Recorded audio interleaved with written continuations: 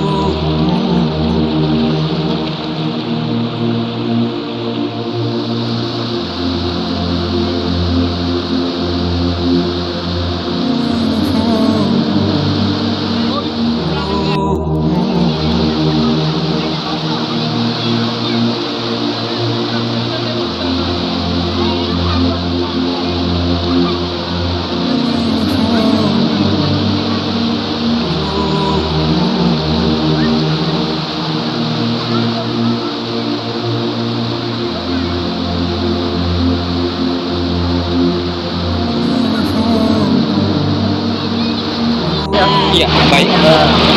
Pertama saya dulu banjirnya tahun 69. Tamatan saya SD tahun 68 69 banjir. Setelah itu 77.